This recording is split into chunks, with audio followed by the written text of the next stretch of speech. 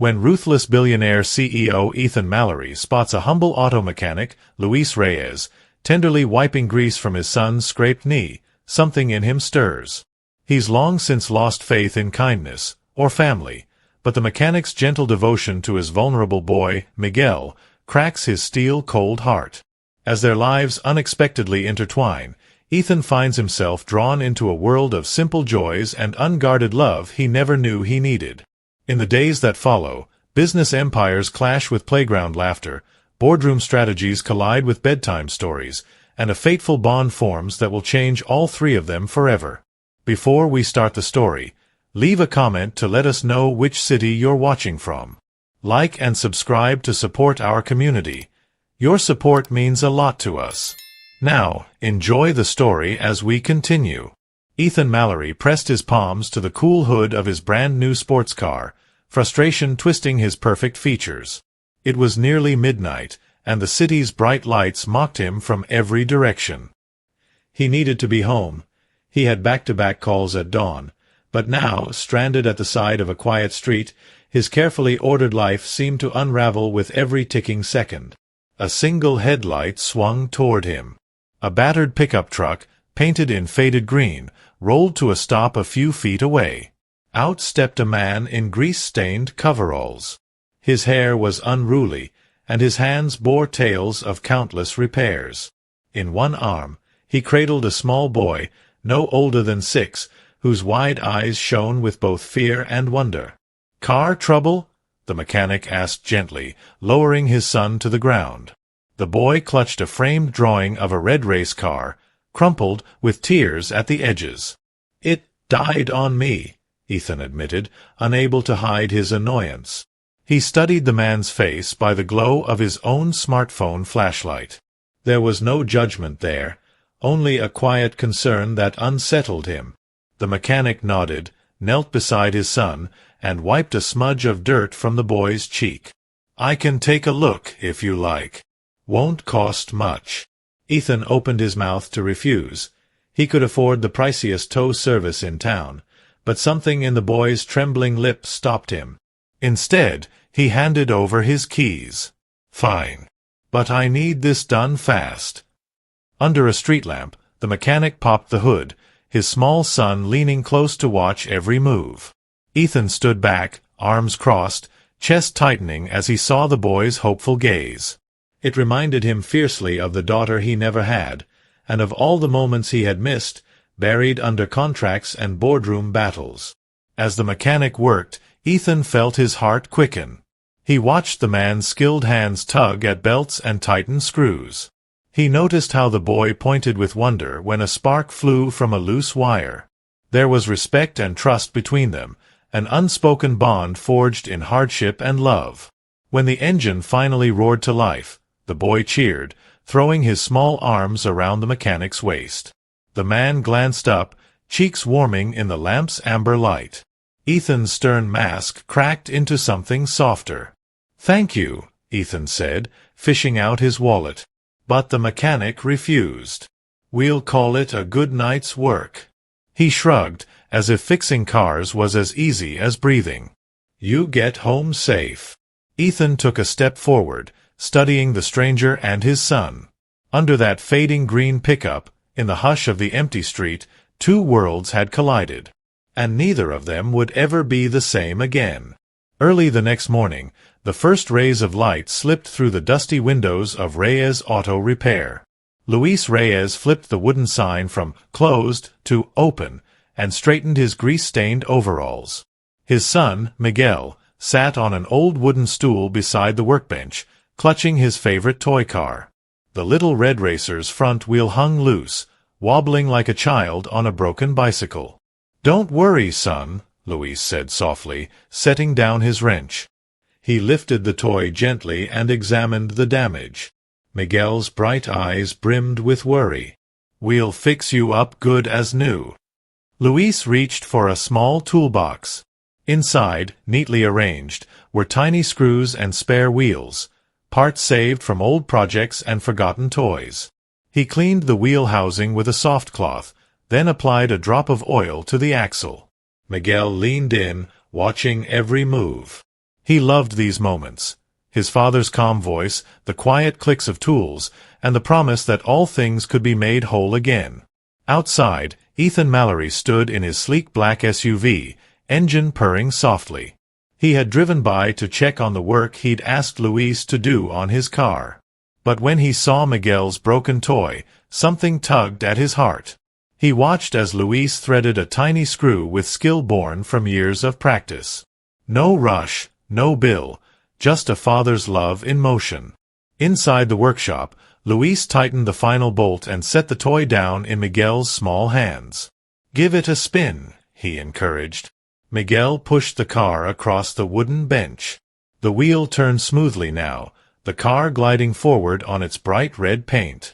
His face lit up, and he threw his arms around his father's grease-smudged arm. "Thanks, Papa.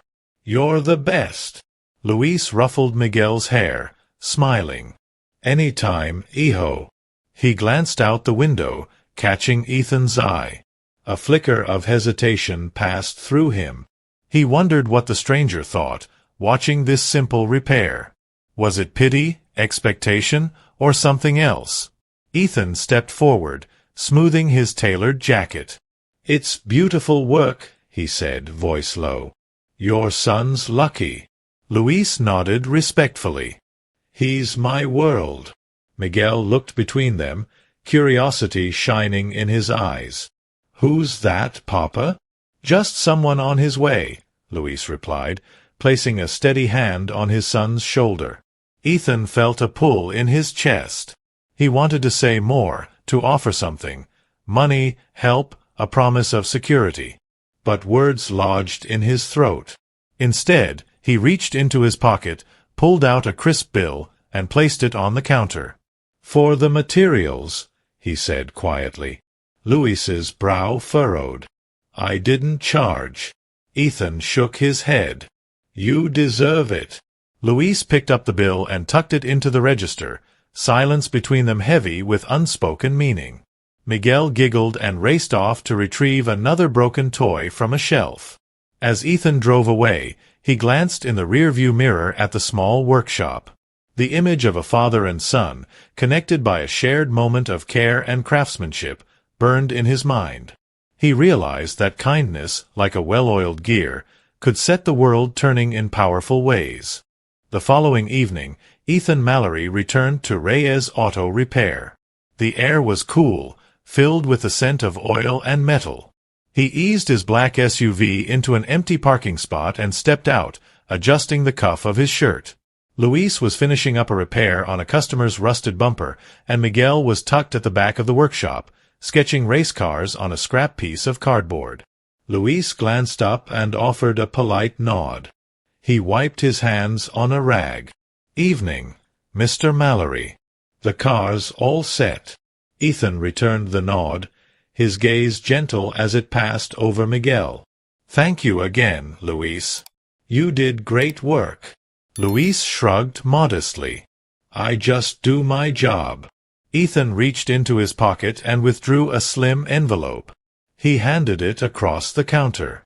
"I covered the repairs, and I've included something extra." Luis took the envelope, puzzled. He slid his thumb under the flap and pulled out a card embossed with elegant script. It read, "The Grand Arbor," followed by the address and a time, 7 p.m. tomorrow. "You have dinner here," Ethan said, voice low but clear. "My treat." Luis blinked. He looked from the card to Ethan's face, searching for a catch. "Dinner." Ethan nodded. "Yes. I'd like to thank you properly, and get to know the man who fixes cars and repairs toys with equal care." Luis's brow furrowed. He thought of his small budget, his simple clothes, and the strangers in sharp suits he'd meet at a fancy restaurant. He hesitated. "I don't know." Miguel stood and walked forward, holding his drawing of a red race car. "Papa, you should go. He's nice. He helped us." The boy's innocent eyes shone with hope. Luis glanced at his son. Miguel's simple faith in strangers had often guided him. He folded the card carefully and slipped it into his coverall pocket. "All right," he said softly. "I'll come." Ethan's lips curved into a small smile. "Good. See you tomorrow at 7. As Luis guided Ethan to his SUV and opened the door, Ethan's assistant appeared at the passenger window. Clara offered a polite wave and a small tray with 2 cups of coffee. "Refill." Ethan accepted 1 cup and passed the other through the window to Luis. "On the house," he said. "For now." Luis took the cup, feeling the warmth seep into his cold hands. He sipped thoughtfully. The rich aroma reminded him of the simple mornings he shared with Miguel. He let out a small laugh. "Mr. Mallory, I never expected." "Neither did I," Ethan admitted. He looked at the plated coffee, then at Luis. "But sometimes, the best things happen when we step off our usual path." Luis nodded, gripping the cup. As Ethan drove away, its taillights disappearing into the night, Luis held the espresso close. He allowed himself to believe for a moment that his world might grow a little larger, and that a simple mechanic could dine at the table of a billionaire under real stars with real hope. The next evening, Luis adjusted his worn leather belt and smoothed the collar of his best shirt. He stood outside the grand arbor, its elegant sign glowing in gold against a dark brick wall. Miguel had begged to come too, but Luis gently shook his head. "This is for grown-ups," he'd explained. His heart thumped at the thought of walking into a place so grand. Inside, crystal chandeliers cast soft light over white-clothed tables. A violinist played a gentle melody in the corner. Ethan Mallory waited at a table set for 2, his suit impeccable, a single rose in a slender vase. When Luis stepped forward, Ethan rose and offered a polite bow. "Luis Reyes," Ethan said, extending a hand. "Thank you for coming." Luis shook it firmly, surprising himself with his own confidence. "Thank you for the invitation." A server in a crisp black uniform led them to their seats. Miguel's drawing of a red race car peeked from Luis's pocket, a reminder of simpler joys. Luis set it aside and opened the menu, columns of fancy words he barely understood. Ethan noticed and offered a reassuring smile. "Try the soup, it's simple, but the chef grew up poor, so it has heart." Luis nodded, trusting the stranger. Soon, a delicate bowl of tomato soup arrived, steam curling like a welcoming gesture. Luis took a cautious sip and let out a surprised before swallowing. It tasted warm and honest. They moved on to the main course, grilled fish with lemon butter for Ethan, roasted chicken with herbs for Luis. Conversation began stiffly, confined to polite topics: weather, work, the city's traffic. Luis mentioned his workshop. Ethan spoke of his company's expansion. Then Ethan paused, leaning forward. "I know you've worked hard all your life. You deserve this tonight." His voice was low, almost vulnerable. Luis met his gaze. After a moment, he shared, "I started this shop after my wife died. It was just me and Miguel. This place kept us alive." He took a breath, gathering courage. "I guess I still feel guilty that I can't give him more." Ethan's chopsticks hovered. He set them down. "I lost someone important too," he admitted softly. "My sister. We were close, but I was always busy chasing deals. I never took her to dinner like this." His eyes glistened under the chandelier's light. Luis felt a pang. The man before him wasn't just a CEO. He was a person with lonely nights and regrets. "I'm sorry," he said sincerely. "He sounds like he meant a lot to you." Ethan offered a small smile. "Thank you. And your son, Miguel, he's lucky to have you. You've given him more than money ever could." Luis's chest tightened. He reached into his pocket and pulled out Miguel's drawing. He placed it gently before Ethan. "This is his dream," he said. "He wants to build race cars one day." Ethan touched the paper with respect. "He will. And I'd like to help." Outside, The violinist played the final notes. Inside, the two men in different worlds sat nearer than either expected, connected by loss, hope, and the promise that dinner at last could change everything. Monday morning arrived with the city humming under a pale dawn. Ethan Mallory returned to his skyscraper headquarters, sharp-suited and purposeful. The lobby's marble floors gleamed like mirror glass, reflecting the hustle of well-dressed executives moving in precise patterns. He stepped into the glass elevator, the quiet hum of machinery carrying him upward. An hour later, the boardroom doors swung open. A long mahogany table stretched before him, surrounded by faces marked with skepticism. Ethan's executive team included COO Veronica Chase, CFO Marcus Liu, and several board members whose approval he depended on. Today's agenda: finalize expansion plans for Mallory Enterprises. Ethan perched at the head of the table. Documents and charts lay before him, hundreds of millions in projected revenue, pristine graphs ascending steeply. Yet his mind floated elsewhere, replaying images of a grease-stained workshop and a laughing boy with bright eyes. Veronica cleared her throat. "Ethan, the numbers look strong, but we haven't discussed the community center proposal you hinted at." Her tone was measured, eyebrow raised. From the corner, Marcus snorted. "You want to divert funds from our core acquisitions into, what, exactly? Some charity for underprivileged children." He tapped the spreadsheet with disdain. Ethan's jaw tightened. "Not charity. An investment in our community. We support local youth development, we cultivate loyalty, and we create future talent pools. It's good business and good citizenship." Veronica exchanged a glance with Marcus. "Our shareholders expect maximum returns. They won't be thrilled with any diversion of capital." A stern board member, Janet Reynolds, folded her arms. "Frankly, Mr. Mallory, this workshop-centered initiative seems sentimental. We need figures, not fables." Ethan inhaled slowly, reminding himself of Luis's steady hands, of Miguel's hopeful grin, of the spark in that son's eyes when the broken toy rolled true. He held himself firm.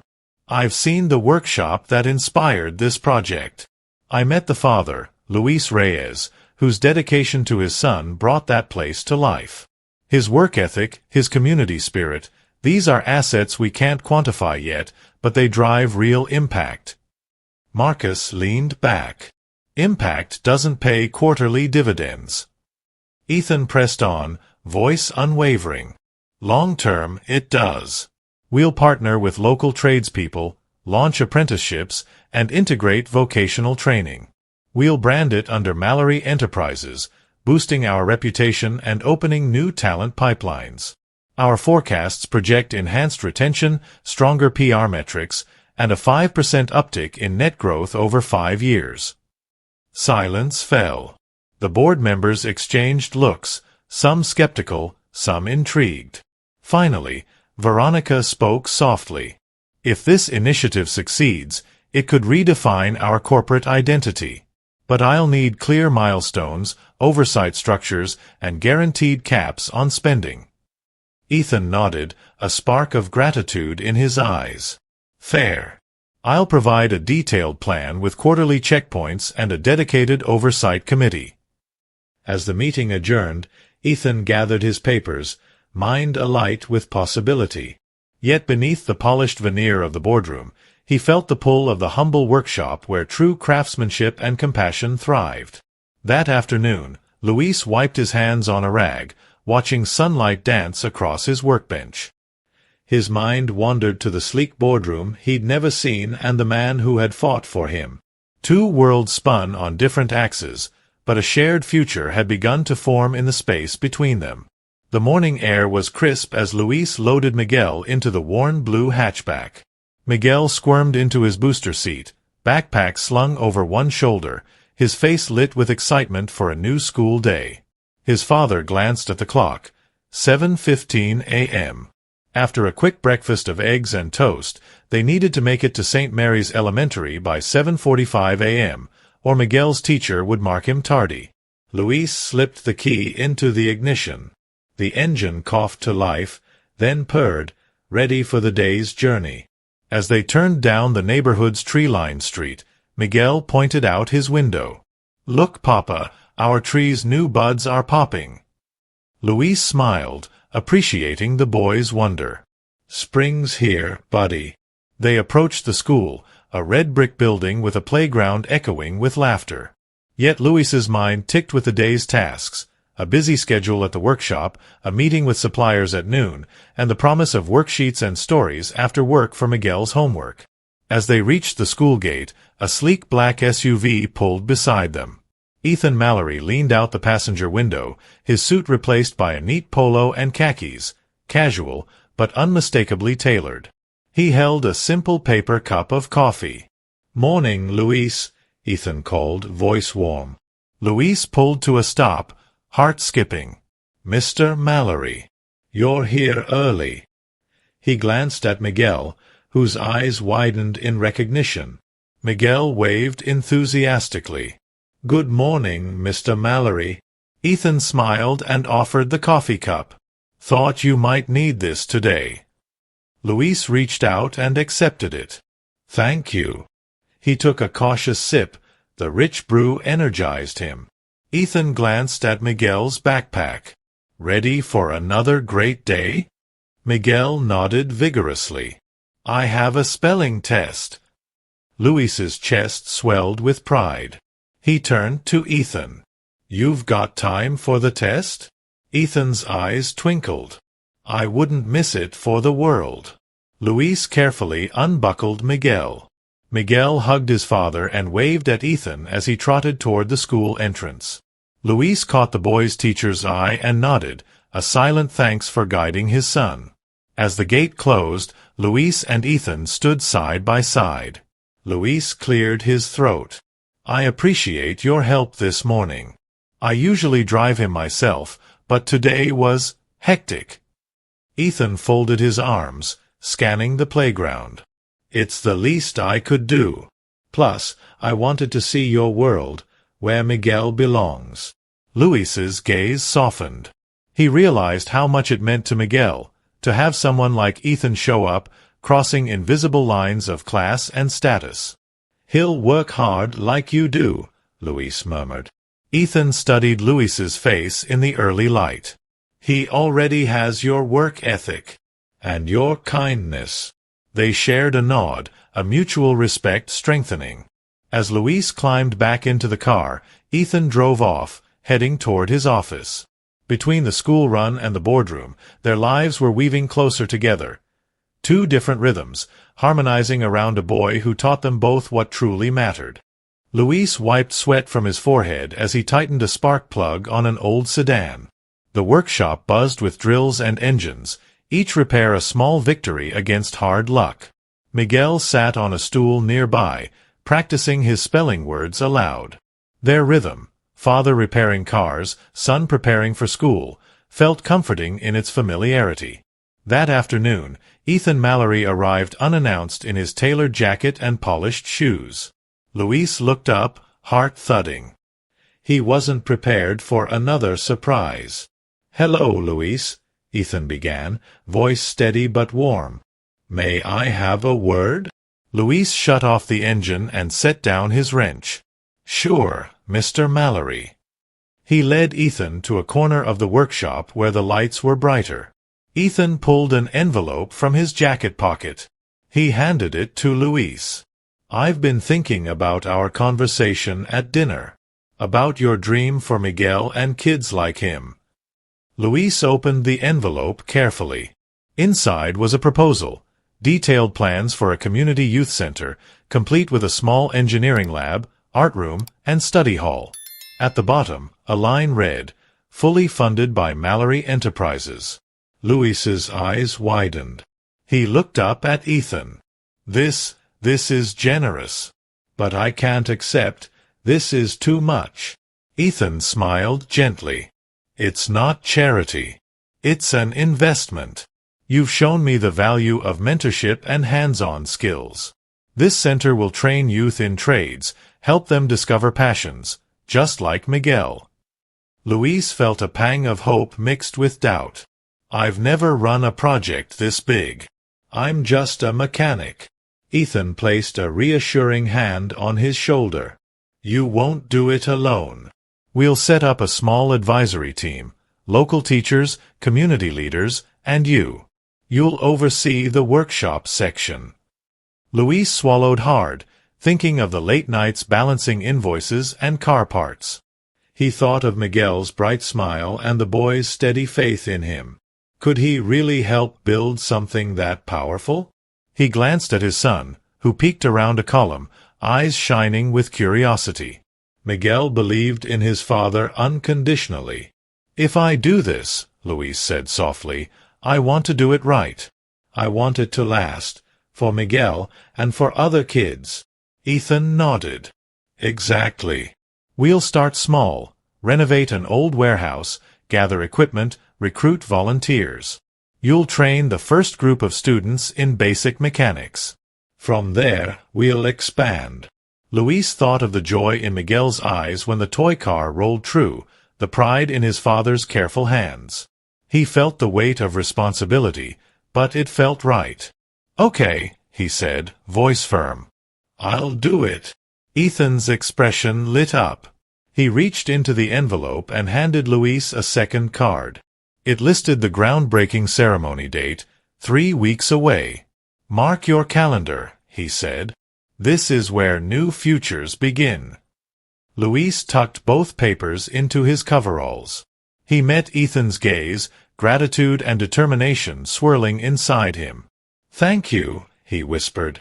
As Ethan turned to leave, Miguel ran up and hugged Louise's leg.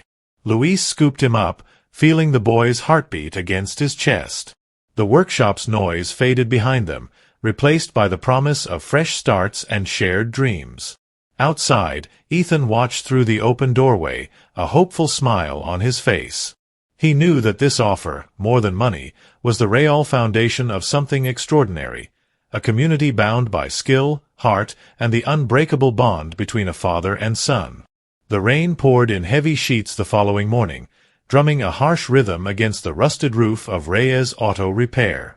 Louise stood beneath the shelter of his open garage, sipping coffee and watching the rivulets snake down the cracked pavement. Miguel was curled on an old car seat with a blanket and his favorite sketchpad, drawing a scene of a superhero with oil-streaked gloves fixing a rocket engine. The usual hum of the street was muted, but not silent. A strange silence filled the air, one that hinted something was about to break. It did. A silver sports car screeched to a halt in front of the shop. The passenger door burst open and Clara stepped out, soaked, her umbrella flailing in the wind. She rushed toward Louise, breathless, eyes wide. "Louise," she said, not bothering to greet him with pleasantries. "It's Ethan. He collapsed this morning.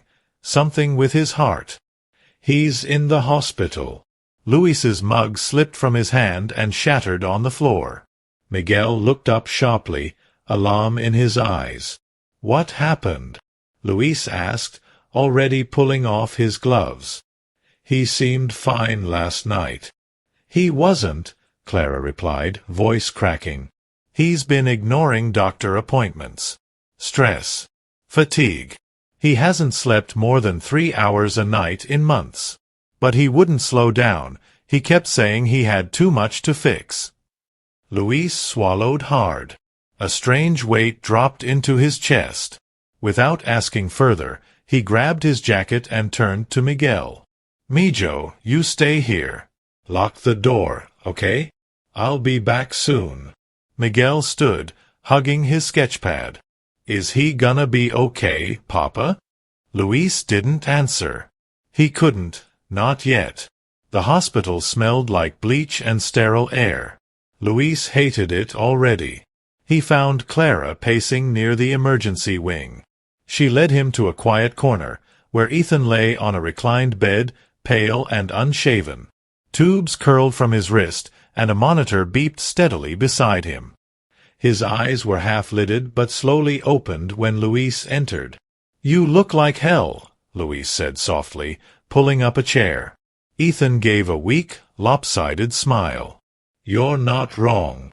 They sat in silence for a few beats.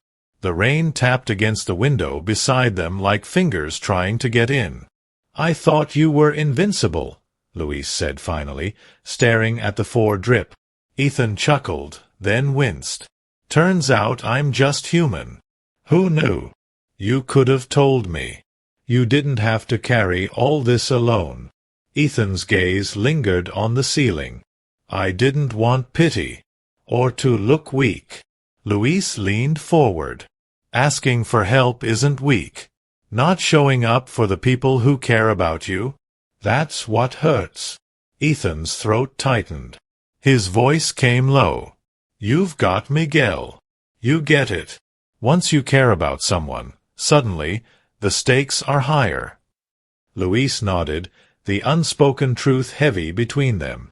He thought of Miguel, of grease and glue and patched-up toys, of late nights and early mornings, of how hard it was to be both the engine and the steering wheel. I do get it, Louise said. But even engines need rest. Later that evening, Louise returned to the shop. Miguel was asleep on the bench, clutching a sketch of two superheroes, one in a business suit, the other in a mechanic's jumpsuit, both holding up a broken world like it was a car hood. Louise picked up the drawing and smiled faintly. That night, he worked late, alone, surrounded by the hum of machines and the scent of metal and hope. He didn't fix cars. He just cleaned. He organized tools. He cleared space. And in the back corner, he cleared off a dusty workbench, one just the right size for a small boy and his crayons. Sometimes, when an engine fails, you rebuild. Not because you have to, but because someone still needs the ride. The morning sun filtered through Reyes auto repair like golden syrup, spilling across the workbench and dancing on metal tools. Louise adjusted a bolt beneath the hood of an old sedan while Miguel mimicked his movements beside him, pretending to fix a toy truck. You're getting good, Louise said, smiling at his son's concentration. Miguel beamed. Maybe one day I'll be like you, Papa.